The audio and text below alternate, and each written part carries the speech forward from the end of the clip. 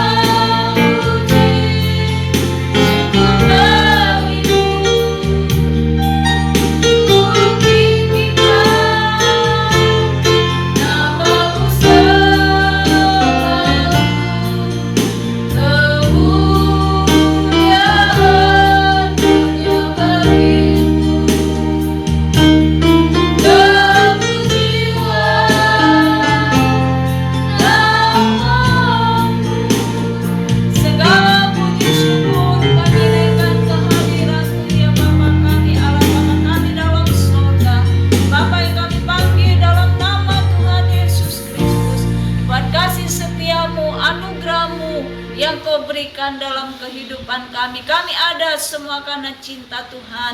Kami menyerahkan ibadah kami dari awal pertengahan sampai pada akhirnya Engkau berkarya ya Bapa. Terima kasih. Terpuji-pujilah namamu dalam nama Tuhan Yesus. Kami mengucap syukur dan kami akan memulaikan ibadah kami. Haleluya. Amin. Puji Tuhan. Mari kita angkat satu pujian, Sajeke Kula Derek Gusti.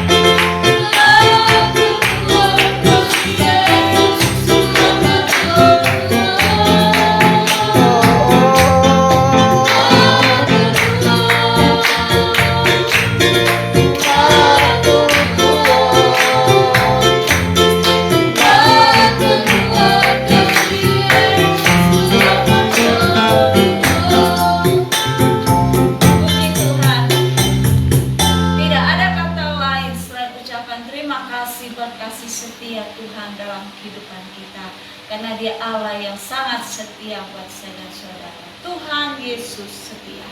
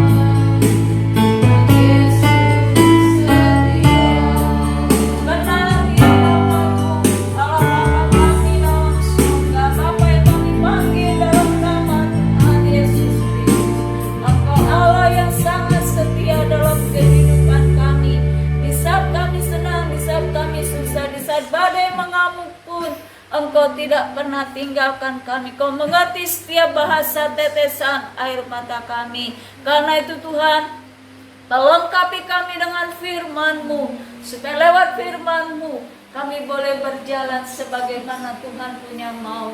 Urapi kami, urapi hamba-hamba-Mu, urapi Tuhan, sehingga firman Tuhan tidak berlalu begitu saja, tapi menjadi kekuatan buat kami semua, menjadi ajaran buat kami, dan kami boleh belajar melakukannya. Terima kasih Tuhan, dalam nama Tuhan Yesus Kristus kami mengucap syukur, dan kami terima firman Tuhan. Haleluya, amin.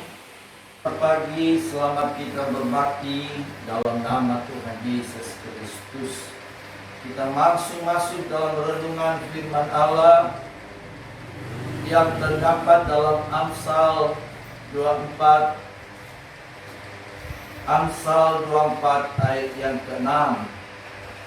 Saya akan bacakan ayat 6. Karena hanya dengan perencanaan engkau dapat berperang, dan kemenangan tergantung pada penasehat yang banyak. Lewat ayat ini Raja Salomo memberikan cara hidup sukses. Satu, ada perencanaan atau planning di setiap aspek hidup manusia, terutama dalam kehidupan bersosialisasi, terutama dengan Tuhan. Kedua, planning aja tidak cukup. Ayat ini katakan perlu penasehat yang banyak. Nah, ini yang sulit. Sebab tiap-tiap orang merasa bahwa apa yang dirinya lakukan, apa yang dia sudah ambil sebagai sikap, itu yang terbaik. Pada Raja Salomo, raja yang penuh hikmat, dia katakan penasehat yang banyak menentukan kemenangan kita. Kenapa demikian? Kenapa dikatakan bahwa kita perlu planning atau perencanaan dan perlu penasehat?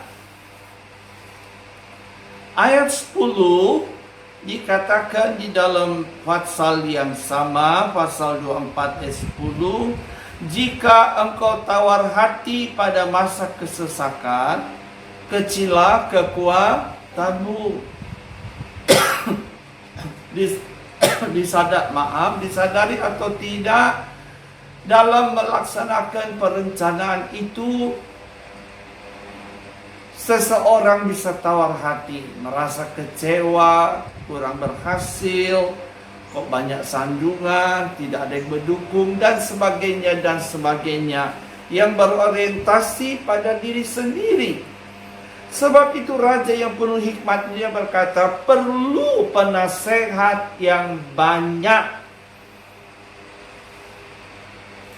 Pengkhotbah katakan, tali yang 3 suang itu tidak akan putus. Penasihat terbaik kita adalah firman Allah. Dengan firman Allah itulah maka kita mengerti apa yang harus kita lakukan.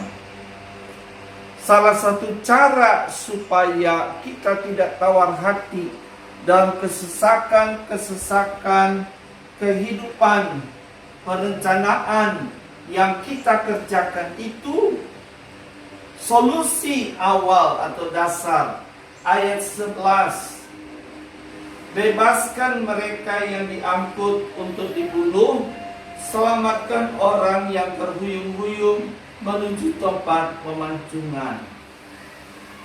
Kalau engkau berkata, sungguh kami tidak tahu akan hal ini, apakah dia yang menguji hati tidak tahu sebenarnya?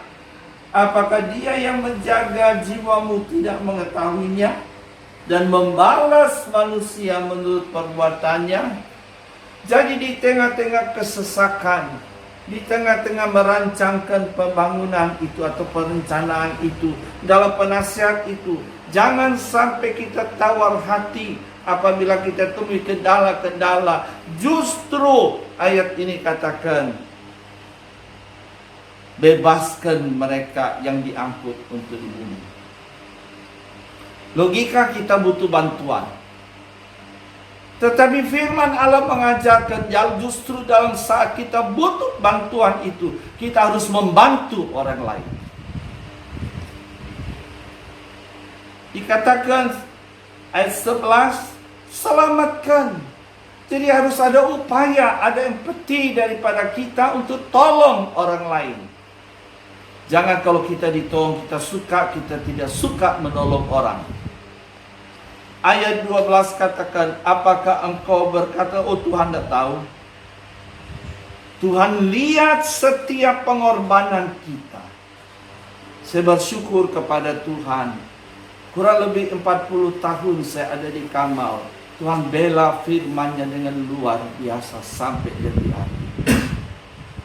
Karena betul ayat ini katakan, di tengah-tengah keadaan yang menghimpit, di tengah-tengah perencanaan yang menemui banyak kendala, kita tolong orang lain. Maka disitulah kuasa Allah berlaku buat orang tersebut, juga buat kita. Pegang teguh ini, logika taruh manusia. Sama logika harus saya dulu, kapulasan baru kita tolong orang lain. Itu manusiawi. Alkitab katakan, jalan yang disangka orang benar bisa justru jalan yang menuju kepada maut. Yakobus 5:16 katakan, hendaklah engkau mengaku dosamu. Maksudnya, dengan kita menolong orang lain, kita merasa bahwa kita juga butuh orang lain. Di saat kita butuh itulah, maka Tuhan turunkan tangannya. Jangan kita merasa, saya bisa begini, nanti perencanaan begini. Tuhan katakan, lihat,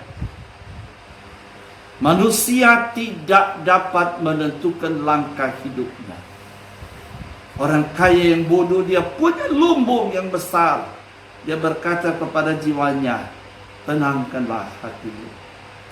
Tapi pada saat itu suara Allah berkata, kalau malam ini aku ambil nyawamu, milik siapa itu semua.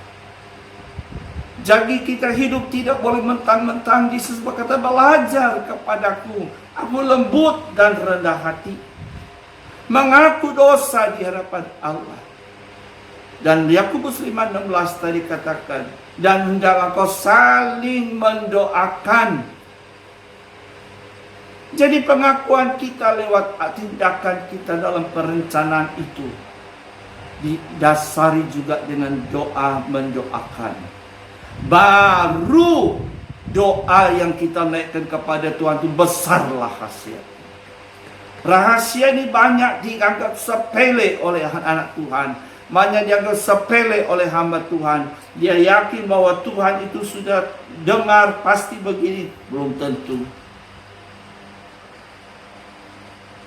Dari renungan yang kita dengar, kita tahu sekarang bahwa musuh terbesar dalam perencanaan, dalam mencapai kemenangan bukan dari luar, adalah diri sendiri.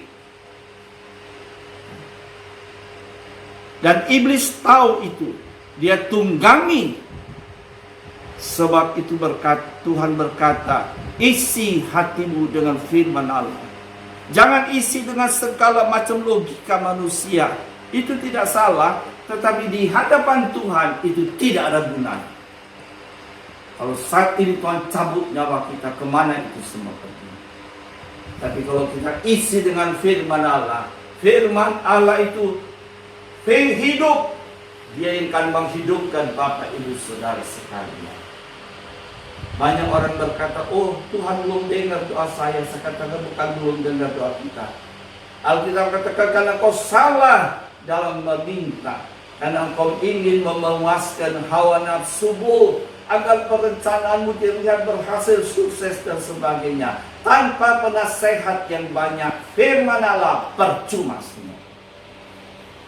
Tanamkan ini dalam hati dan pikiran. Ayat 29 dari pasal yang sama. Jangan berkata sebagaimana ia mau perlakukan aku, demikian ku perlakukan dia. Aku membalas orang menurut perbuatannya. Ya. Jadi Raja Salomo katakan, banyak orang berkata, oh dia perlakukan saya demikian kok, jadi saya akan perlakukan dia yang sama. Tuhan katakan pembalasan itu adalah milik Allah. Dikatakan aku balas orang menurut perbuatannya. Mungkin perbuatannya tersembunyi atau perbuatannya nyata menyakiti orang lain. Allah akan balas semua itu. Sebab itu dikatakan ayat 31 contoh. Aku melalui ladang seorang pemalas, kebun anggur orang yang tidak berakal budi. Lihat semuanya itu ditumbuhi onak. Ini bukti nyata bahwa kita minta penasihat Allah, maka kita akan lihat bagaimana ladang itu pemalas yang tidak mau dari anak-anak Tuhan melakukan sesuai firman Allah. Dikatakan penuh ditumbuhi onak, tanahnya tertutup dengan jeruju, temboknya roboh. Aku memandangnya, aku memperhatikannya, aku melihatnya dan menarik satu pelajaran. Tidur sebentar lagi, ngantuk sebentar lagi, melipat tangan sebentar lagi untuk tinggal berbaring. Maka datanglah kemiskinan seperti seorang penyerbu, dan kekurangan seperti orang bersenjata. Jadi di setiap perencanaan hidup kita, di setiap hidup yang kita akan jalani, libatkan Tuhan. Penasehat ajaib itu yang akan menolong saudara dan saya. Mungkin secara logika kita tidak memahami, tetapi dengan jalannya waktu, fakta itu membuktikan dia ada untuk saudara dan saya. Amin. Karena dia ada yang dia ada. Saya berharap sebagai hamba Tuhan, dengan perenungan singkat ini Mbak Saudara saya terbuka hati, pikiran dan wawasan kita untuk hidup berhasil.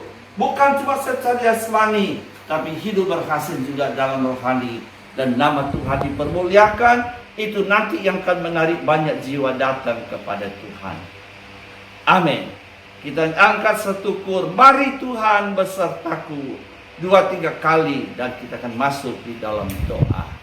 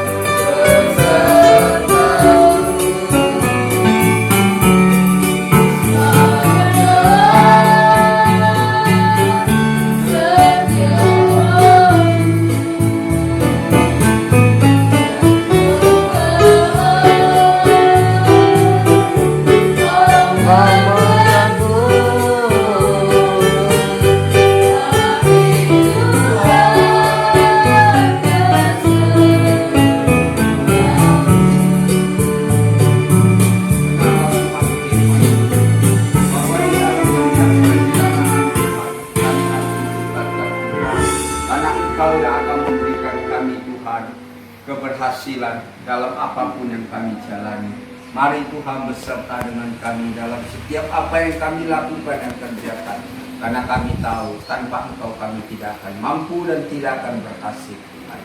Pujilah nama-Mu, berkati kami semua, berkati hamba-Mu, tanamkan firman-Mu dalam hati kami. Ya setiap kami Tuhan boleh melakukan firman-Mu dalam hidup kami. Dan pujilah nama-Mu, kami akan akhiri ibadah kami pagi hari ini dengan penuh syukur. Kiranya berkah rahmat damai sejahtera daripada Allah Bapa, cinta kasih Sang Putra yang tunggal Yesus Kristus, persekutuan pimpinan Roh Kudus menyertai pagi hari ini sampai Maranatha. Tuhan datang kembali di dalam nama Tuhan Yesus Kristus. Haleluya, haleluya, haleluya. Rama Amen.